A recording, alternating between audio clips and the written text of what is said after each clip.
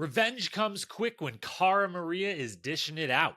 Plus, haircuts, life chats, oversized bobbleheads, Brad going way too fast, Brandon's Wakandan work trip, the Nicole Laurel roller coaster goes up, down, a couple of times, and TJ's two my guys of the house face off in an elimination. It's the Challenge All Stars 4 Episode 5 recap coming up right now.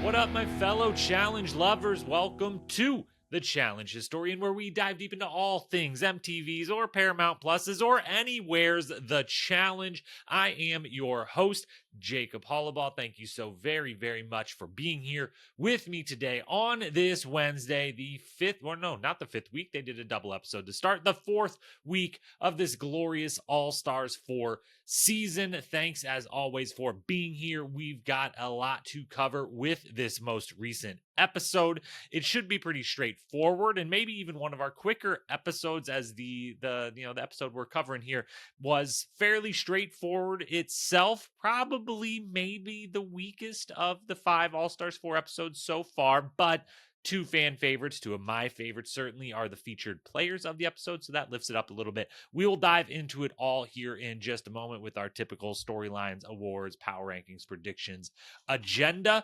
Tony and I, as for programming reminders, will be back this weekend for Survivor coverage. It will likely be a little later this week, maybe Sunday or even Monday, as I'm a little busy and traveling over the next couple of days. So we'll see when we get that recorded, but record it we will. Survivor coverage will continue, and then next week we'll be back for some more All-Stars 4 on Wednesday, sometime morning to midday. Still not on that screener game. Still getting up early and watching with the rest of you and getting these podcasts out as quick as we can. So that's the agenda for today and the upcoming future. Subscribe if you do not already, whether you're watching on YouTube, listening on Spotify, listening on Apple, or anywhere else. But, those are the 3 main spots. And as always, hit me up on Instagram at Challenge Historian if you want to talk challenge or comment if you're watching on YouTube below. Either way, try to respond to everything out there. And with that, episode 5, All-Stars 4, let's dive in.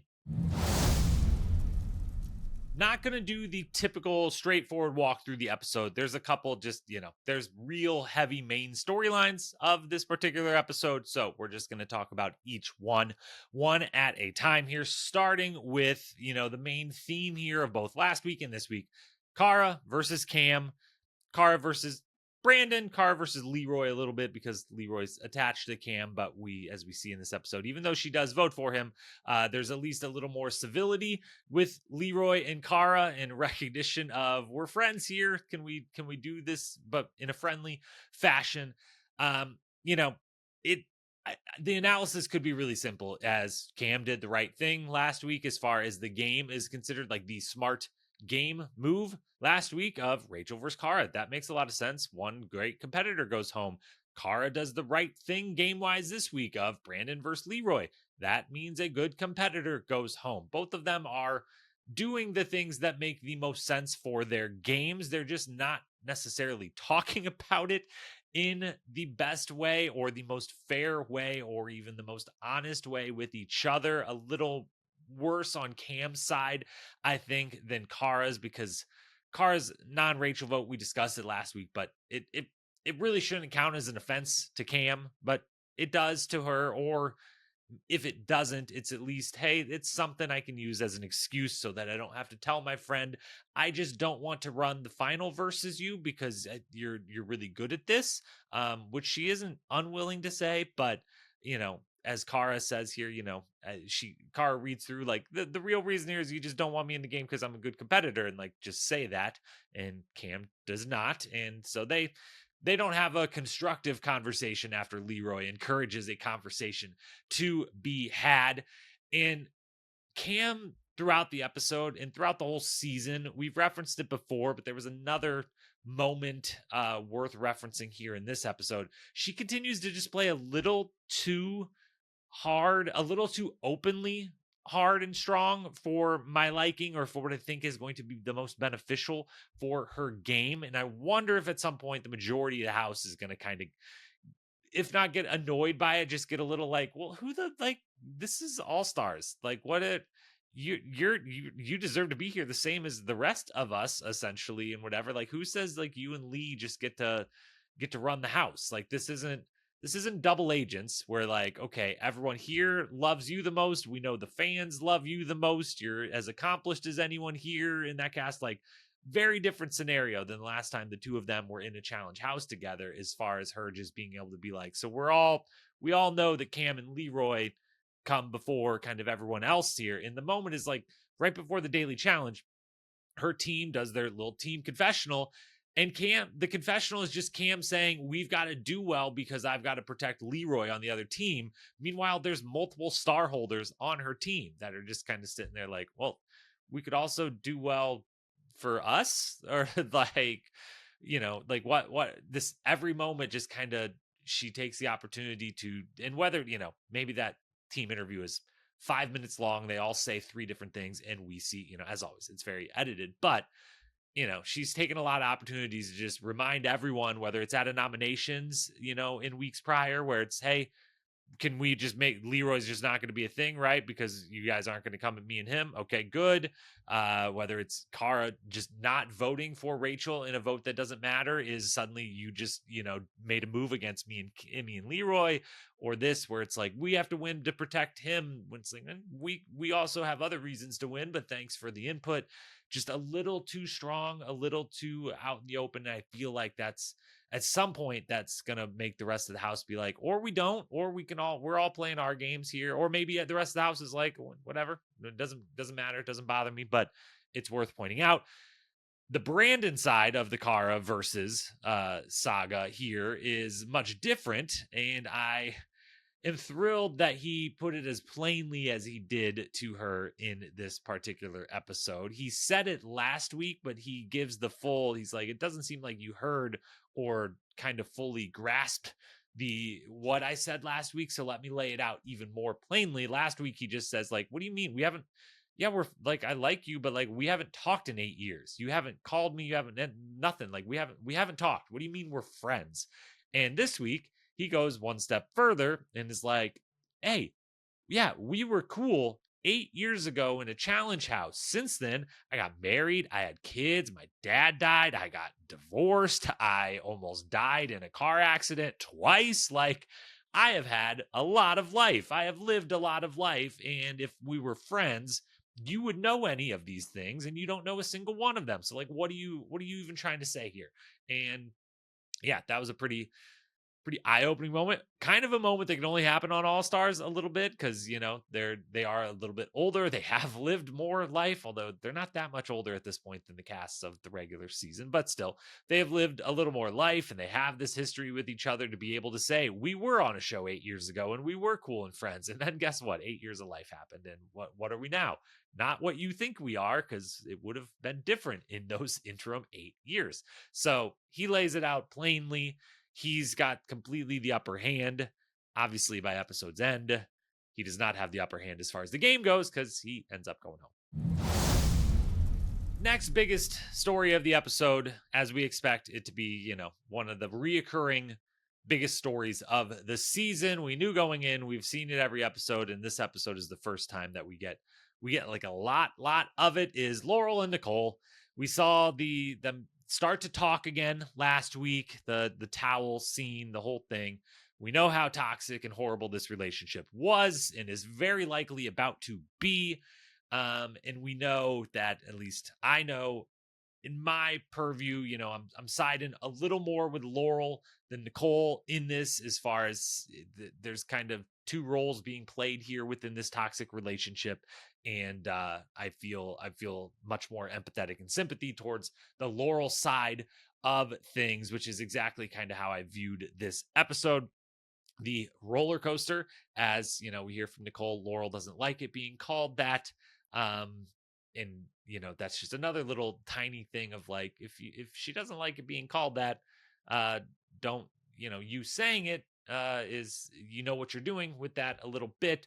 But if that's what we want to call it, I think that is what, with respect to Laurel not wanting it to be called that, that's, I don't know, that's the easy slang term we have for a relationship that, goes wildly up and down, as it does both ups and downs within this particular episode.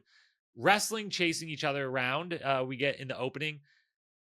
This may be just completely ridiculous of me to say. I don't know why. I don't even know. I don't have other evidence. But the moment I see this, I always just feel like it's a bad sign of a relationship. And maybe I've only ever seen, toxic relationships on reality TV doing this. But just the chasing each other around the house and kind of wrestling, playing, whatever. I don't know why. It's totally unfair. I just always feel like it's a red flag. I just always feel like it's a red flag. If I just saw friends doing that in real life, it'd be like, ooh, shit, did something happen? Like, is this going south? Like, I don't like this vibe. And I don't know why. It's completely ridiculous, but that's what I wrote down in my notes. So that's what I'm saying into the microphone now to tell all of you. Flora, her notes on the situation are Nicole is completely being, leading on and knows what she's doing and is just inviting all of the agony and the ups and the downs and tells Nicole this to her face. So great job, Mama Flora, for doing that. Basically tells her she's being stupid and the whole situation is stupid. And Nicole, to her, the smallest credit, at least acknowledges that like Flora is saying everything she's saying is completely accurate. And Nicole just doesn't really care. So she shakes it off either way. So good job, Mama Flora. But bad job, Nicole, in taking this sound advice and sound read of the situation and not doing anything with it. But it is another point for just having Flora in the house on future seasons. Like all the All-Star seasons in the future, if not flagship seasons, I think Flora should just get an invite, get a paycheck to just, hey, live in the house, give us some confessionals, occasionally step in and have a conversation with some people. It'll be great. You don't need to compete. You can just be there. You can just hang out. How's that sound to you? I think it sounds great to me, the listener. They sleep together. And then what do you know? Nicole breaks it off the next morning. Breaks it off just completely. Like let's just have an actual get together and break up within 12 hours, 6 hours, whatever. I don't know how late into the night they were Jay was just going to bed. Poor Jay, sleeping next to it, and we find out the earplugs don't work for everything. So feel rough for him being right next to it. Although Jay, I know you've only been in one challenge house before. It's been a while. Don't have all the veteran moves, but if these two are going to do this next to you, the move is, and I forget who the other is it Kifla maybe is the third bed in that room that I also have to feel bad for. But hey, Laurel comes in, slides in. All you got to do, Jay does the Laurel tries to say like, oh, I'm just coming to cuddle for a minute or whatever. And Jay, you got to just be like, okay, if you're coming in, so your bed's open. Who's in your room again? Would they be fine if I went and slept in there? I'm going to go sleep in there. So whenever you're done cuddling, you can use my bed. You can come over there. Don't you dare both come over into my bed. But if one of you wants to, fine. I'm going to go over there and actually get some sleep. That's what he's got to pull off in that. But yeah, they sleep together and then Nicole breaks up with her the next morning, essentially. Does the slow play. Okay, so let's talk about last night. Let's set some boundaries. And by boundaries, I mean, you did something wrong. You shouldn't have came into my bed and we can't do that again. And we can't really talk anymore. Like we shouldn't have done any of this. So too bad. It's over again. Just slowly but surely says, never mind. Let's not do any of this again. And I don't want to do any of this again. And it's a bad idea. And I'm out. In this episode, I feel like she's instigating the play and the fun in the cuddles as much as Laurel. It makes sense why, in the dynamic again of these two, I feel like, Laurel does more of the, okay, I'll kind of come back to you if you won't say what I want, if we can't get any sort of closure, if you won't ever apologize, anything, then I'll come slowly crawling back to you and maybe we can have fun moments again. And even though I know where this is going to go, it's just a really, really shitty dynamic. And it, as I said, to go into the season, as I'll probably say a couple more times throughout the season about this relationship, it's kind of interesting to watch as far as what we're looking for. Messy relationships sounds like a good, interesting topic matter for a reality TV show, but we just know too much about this one. And again, the car crash that we didn't see, but we've already litigated on social media for a year, analogy that I made before. It's I'm not loving watching it. But yeah, if you're Nicole, you can't gleefully welcome someone into your bed and then just the next morning be like, nah, not allowed. You did something wrong. Not we, you did something wrong. So just horrible stuff. The house, this house in general, the last thing on Nicole and Laurel, they're great competitors. Laurel especially, and Nicole, we think, or we've gotten a little bit of evidence, never like big amounts of evidence, but good competitors, both of these two women. And this house is not looking nearly as fearsome as it did at the start of the season. It's just not. And it sucks that two good competitors that I feel like would be in a great spot of like, well, you guys would be in the running to win this thing. And like, we'll talk about power rankings at the end here again, but like, I hold them back because I just feel like they're not mentally going to be in a place to, to win, to possibly take them as serious as potential winners of the season. When like, I'm looking around and I'm like, yeah, like one of you just got to beat Cara in an elimination. And like, this is your game. Like you guys are up there at the very, very top of like, this should be your games. And I think this is just going to hold them back.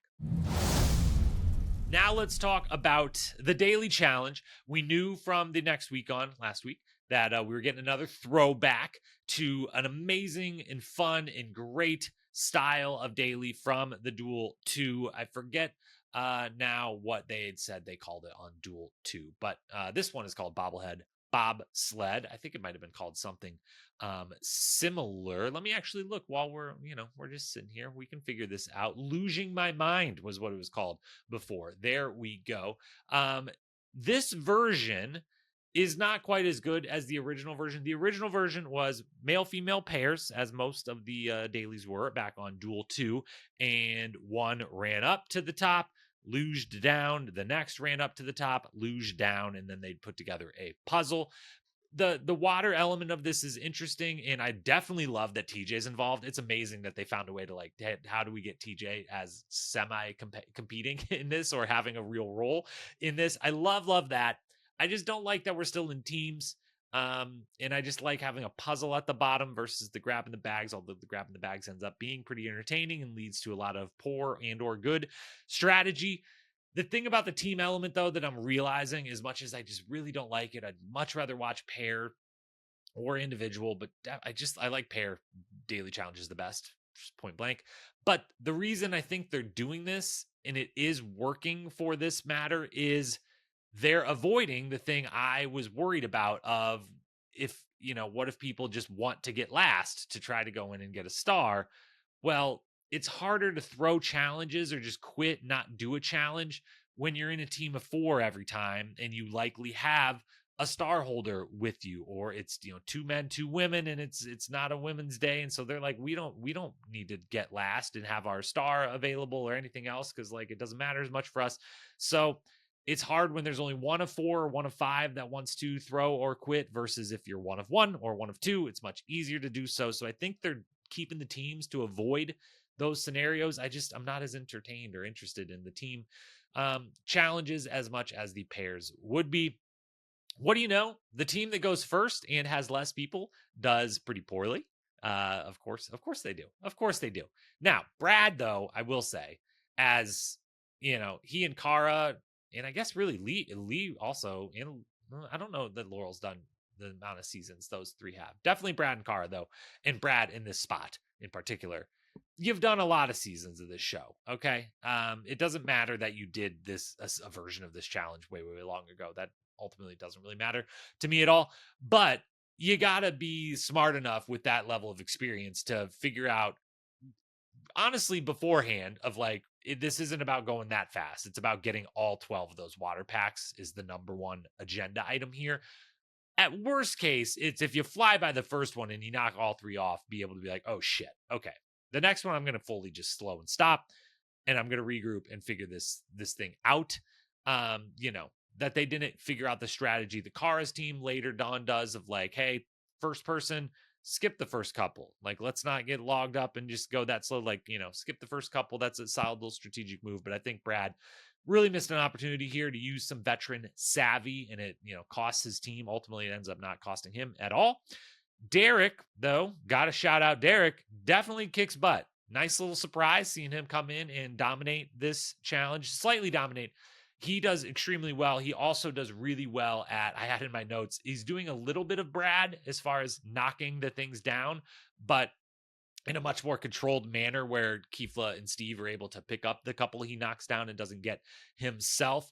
And so, yeah, Derek mixed with the two OG stars because Cam and Tina both just admit, like, we're just going to let the guys do it. It's a guy's day. Let's let them do it. That seems fair enough. Sure. But yeah, Derek, Kifla, Steve absolutely kick butt, get the win for their team. Then finally, we've got the nominations and eventually the arena in the elimination game. The nominations is very straightforward. Everyone goes Leroy and Brandon, save for one single vote. And they save Ryan and Brad. And Ryan and Brad definitely seem to have as good relationships in the house, turns out, as anyone. / also, I guess maybe at this point, Brad's just relationships are keeping him from being like a target in the same way Leroy and Brandon are here from like a threat perspective.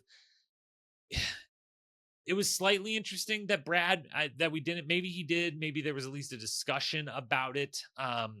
But that we don't even get him being like, well, I could go into elimination to get my star. So like, it's not a horrible thing if I get thrown in there. You know, we get Leroy and Brandon after they are thrown in being like, well, we got to go get a star anyway. So like, so be it. But I thought there maybe from Ryan or Brad would have maybe at least just been a confessional or just a conversation with someone of like, not that I want to do this, but like, let's just talk it out. He's maybe assuming, hey, it's probably going to be physical. And if I went in, it's versus Leroy or Brandon. It's not great odds, whatever. But if they all haven't realized yet that this is going to be non-physical eliminations, then they just aren't seeming to pay attention and put the puzzle pieces together. Because there's going to be a lot of puzzles and not almost any physical eliminations, really. I feel the whole season. Jay is the only one that does not do the straight Leroy Brandon vote. Avoids voting for a friend in Brandon, which ultimately doesn't matter because Brandon goes home, so he doesn't get that goodwill. But just, second time he's gotten away with, with no one minding that he isn't voting the way everyone else is and is wanting to save a vote from a friend. So just slight shout out, small but important little solid gameplay and positioning from Jay in the house. Brandon and Leroy then go to the arena. They get to play Mission Improbable. No one wants to come down and play with them, which I guess I get. I a little bit was like, Derek, you only are going to get so many opportunities here. It is a puzzle. I know there's a physical element to it, but like, I don't know, maybe take your shot. I'm just, it's mostly that it's not him not taking a shot or Brad not taking a shot here at this. It's just that no one has done it yet. Again, is just going against my thought going in of like, everyone's going to be trying to get in there, but everyone's down to just wait till the very last second to try to get that last one, I guess. But yeah, Mission Improbable, the game they play is really cool. And I'm guessing this took forever because it seems really hard. When Brandon says over and over, like, this thing gets really taxing and, physically exhausting, I believe it. I don't know how much those boards weigh, but it just hanging like that, holding those things up, moving it around definitely seems very difficult. Seems really hard to move the balls in general with all 5 of them on the board at the same time. I'm guessing this took a lot longer than they let on here, but it does end up being super duper close. Big comeback from Leroy, big win for Leroy. I for sure thought he was going out. I've flipped throughout the episode. When they showed the Brandon call home to his daughter, I was like, oh, damn it. There's telltale sign. Brandon's going home. But then I was like, I don't know. We've gotten a lot of Leroy and Cam this episode. We got a lot of Leroy talking about Kingston this episode. So like, maybe not. And then, Brandon takes a big lead and I thought it was over. Leroy comes back, gets the W. Great to see him get a W in a non-physical elimination, especially. Tough to see Brandon go, but it's another one of those back-to-back weeks now. We have the damn, like I really want more time with that person, but at least we get to look forward to knowing that they are on season 40 and we'll get to watch that basically immediately after this season's over. So we got that to look forward to. Now for the awards, which we'll also touch on a couple things we missed from the episode throughout these awards, but best quote, I'm going to give the award to Tina because it was the only one I ended up actually writing down. Maybe I shouldn't be watching these episodes so early. I'm not as good of a note taker as early on, or as willing to rewind and write down things. So I'm giving the award to Tina for, I feel like I'm climbing K2 because the oxygen levels were 0, because I was gassed at the end of that shit. Is it the greatest quote ever? No. It's certainly for Tina, who is a quote machine. No, but I basically dropped the ball and forgot to write a bunch of them down. I really enjoyed Brandon saying he was on the Wakandan work trip, letting his daughter know, like, I'm out in Wakanda on work. Her asking was adorable. Like, are you still working? Like, yeah, I'm still working. You are doing superhero shit, Brandon. And I forget where Wakanda is meant to be geographically located in Africa in the Marvel universe. But South Africa, Wakanda, sure. I love it. I love all about it. And I'm a bit of a Marvel geek these days. And so love the reference in general. And I also shout out to Jay. Jay had a couple solid confessional quotes and solid confessionals. I did not write them down. So Tina gets the award. My bad. I'll do better next week. I will do better. And hopefully they'll do a little better in the quote department too. Best moment of the episode. Small one early on, but Laurel, after Cara finishes complaining about Cam and Brandon voting for her, Laurel gives a little fourth wall breaking side eye to the camera. Really enjoyed that little quick moment, quick look from Laurel. Then we got Leroy and Adam, Leroy giving Adam the haircut. This is one thing we didn't talk about in storyline, so I'll take a moment here. One, just first off, amazing to have a barber in the house, in the challenge house. Just definitely, ever since Leroy, I don't know if Leroy is the only one in the history of the show. I'm sure other people with not maybe professionally in professional grade haircuts have given people haircuts. We've seen some shaved heads for sure. That's a little different, but has to be amazing to have Leroy, awesome barber in the house, who's also happily willing to be the barber for the house. That's just great. And then Adam will say, fantastic under the radar strategy here for two things. One, to just enjoy your time in the house, and two, to actually better your game. To just, turns out, hey, what if I'm just nice to people, kind of love on people, get to know people without talking about the game? I actually am just the one here who's like, do you want to like hang out and learn about each other and talk about life? And like, I'll basically just gas you up, tell you how great you are and cool you are. Fantastic. That sounds like we'll actually enjoy ourselves and have a good time. And maybe it will ingratiate us if I don't really have the relationships in this house. Maybe it'll better my game too by not talking about the game. So good little under the radar strategy for Adam to both have a good time in the house and maybe better his game. Leroy, then we get, talking about his male postpartum. Fantastic, incredible vulnerability from Leroy to share all of this with us.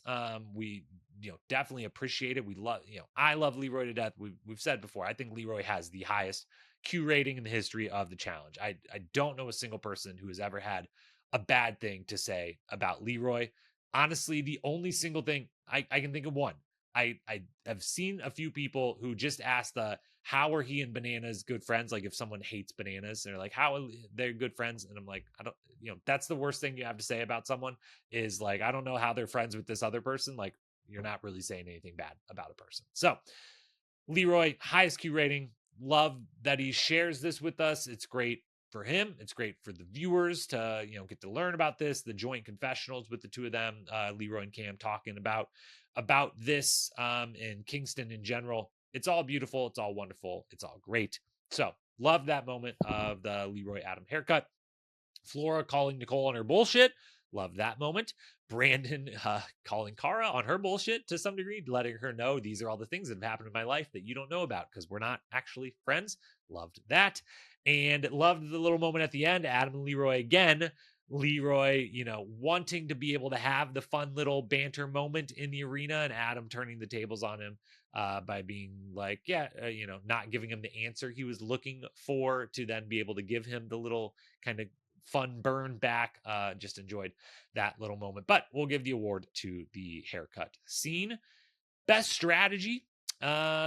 If we have to, there's not a lot going on in this one. So see Adam above, I guess, what we just said is kind of under the radar strategy, I guess, from Adam, and maybe also under the radar Ace, who I just love to death. And I love that he's continues to be in the game. I wish we maybe got to see a little bit more from him. But he's just continues to quietly support Cara and be kind of Cara's partners under the radar in this. And so that's a good path, I think, to walk. So, not a lot of offers for best strategy here this episode. So Adam or Ace, one of the two, if we have to give the award out. MVP, pretty easy case. I'll give Jay a spot on the roster because I'm not going to say Nicole or Laurel.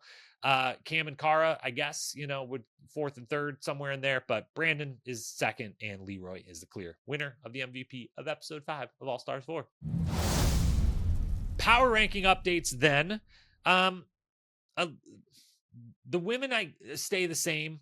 I'm having a hard time, though, because on the women's side, respectfully, this is still who's not going to make a final, but who's going to win a final. And there is a version where basically anyone in the house could win if they get Cara and maybe Leroy and Brad. Like, those three do seem to kind of levitate above the others as far as, like, if they all ran a final right now, I feel like those three are going to kind of kick everyone's ass.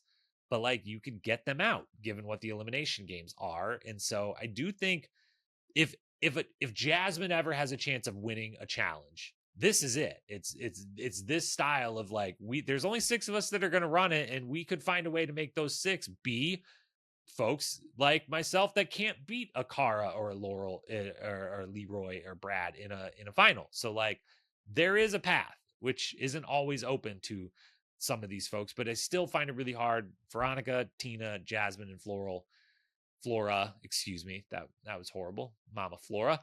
But I don't see a path for them to win, and so they can't really crack the top 5 on the power rankings here. So Cara's still first, Avery second, Laurel, Nicole third, fourth, Cam fifth, and I love everything Avery's doing here, which is why she's in second. But also, Laurel and Nicole, again, I just think the relationship and the headspace they're going to be in is going to leave them not operating at their best. And so I can't really put them any higher than third and fourth. On the men's side, I bumped Leroy to first over Brad. Now he has his star and, is in a solid position here and, ends the losing streak he had been on. So he goes to first. Brad stays second. Adam stays third, even without his star. And then Jay and Kifla are moving into the rankings here. Kifla obviously has his star. Jay does not, but I think Jay's been performing well and is doing solid on the political social front here. And I basically just wanted to shake up and just feel like, they're in a good spot. Not that, Steve deserve to fall out of the rankings? Probably not.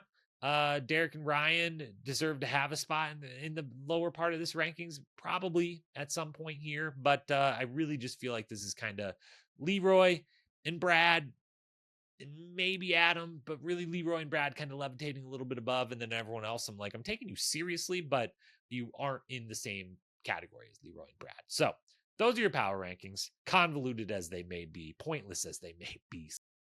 Predictions for next week. I completely for last week. Got everything wrong again.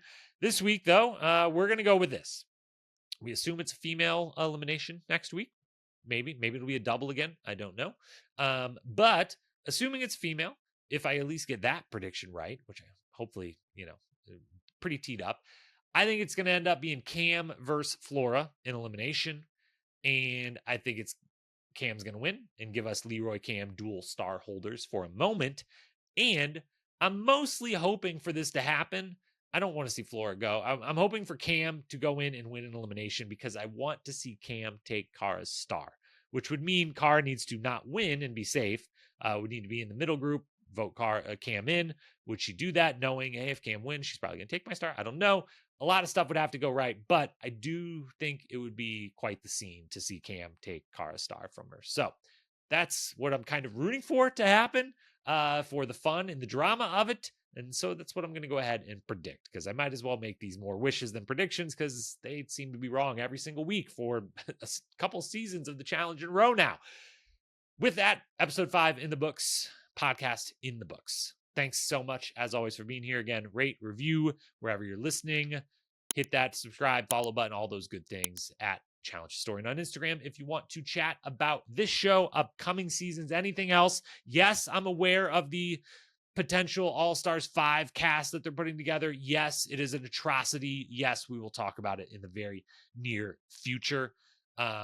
If they do leave to last thing here, if it be my little messengers out there, if I don't think they're leaving anytime soon to film All Stars 5, because I think some of the people potentially on the roster might still be filming all season 40, but I've got all spoilers turned off. All the channels that would let me know casting spoilers are turned off because I don't want to know result spoilers from season 40. So if and when there is an official, hey, these people have left, filming has begun, All Stars 5, feel free to drop me a line on Instagram, drop a comment on the YouTube channel.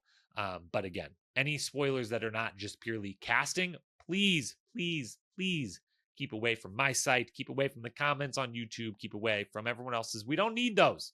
And if you're someone who's looking at those, you don't need to be. It's much more fun. I promise you it's much more fun to watch without it having been spoiled in advance. So with that, love all of you. Thank you for being here. We will talk again this weekend if you're watching Survivor. Otherwise, next week for All Stars 4, Episode 6. Peace.